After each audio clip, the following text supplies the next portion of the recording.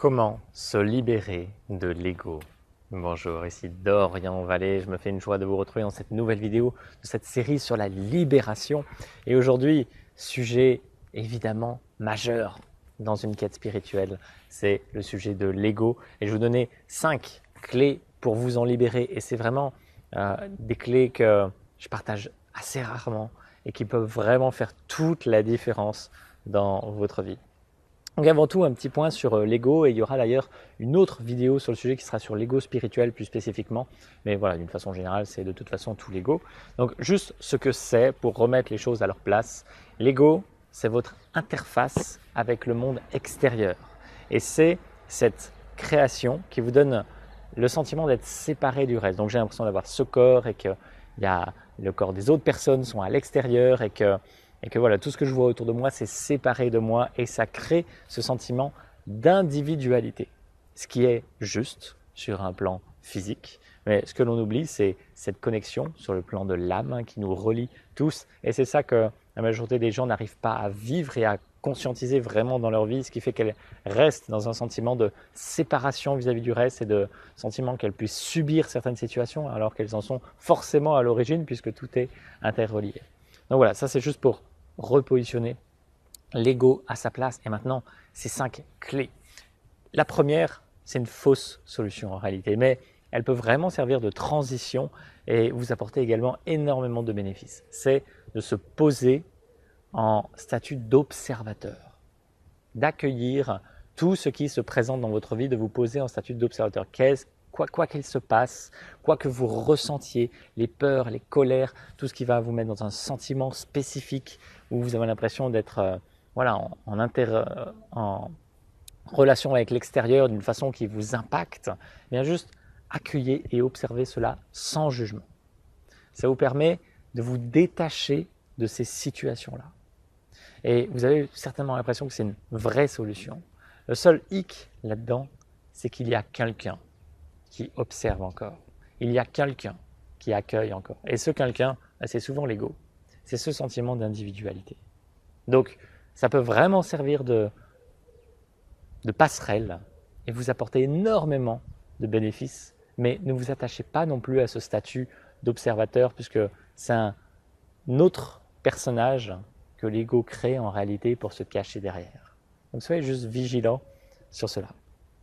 Deuxième clé, et donc forcément ça revient tout le temps parce que c'est un peu mon dada, c'est les énergies cristallines. Et de façon générale, c'est vous élever en vibration. Plus vous élevez en vibration, plus ce qui est de basse vibration ne peut coexister en même temps. Et les énergies cristallines vous permettent de vous connecter spécifiquement à cette 5e dimension qui est la porte de l'être et la porte de la multidimensionnalité. Et là, l'ego perd de sa puissance naturellement.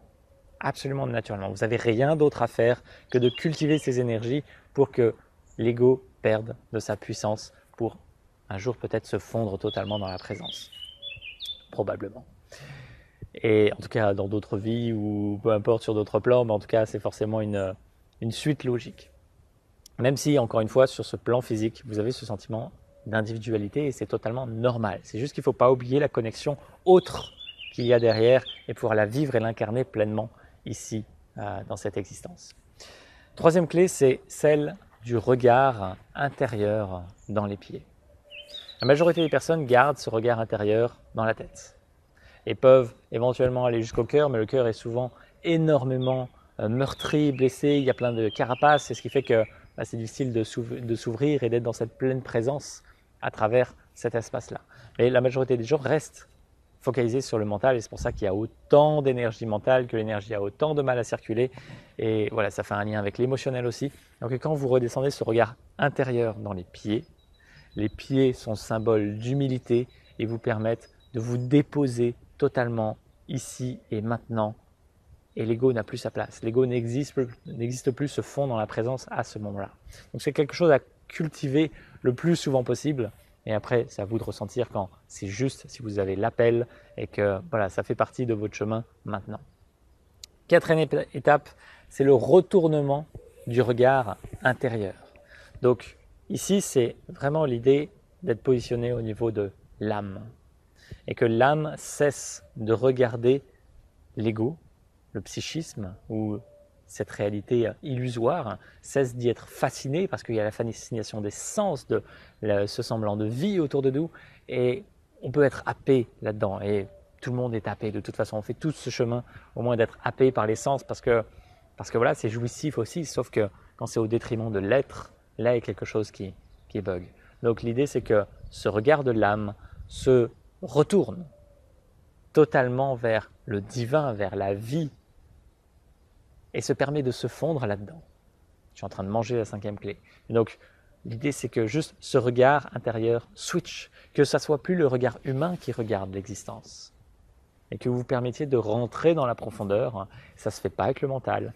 Vous entrez dans la profondeur, et cette clé que je vous avais partagée dans la 5e vidéo de la formation sur l'éveil véritable, qui est « Go deep inside ». Go deep inside, toujours plus profondément dans le corps. Et quand vous allez toujours plus profondément, il y a des clés merveilleuses qui s'offrent à vous, puisque elles sont cachées au plus profond de vous en réalité.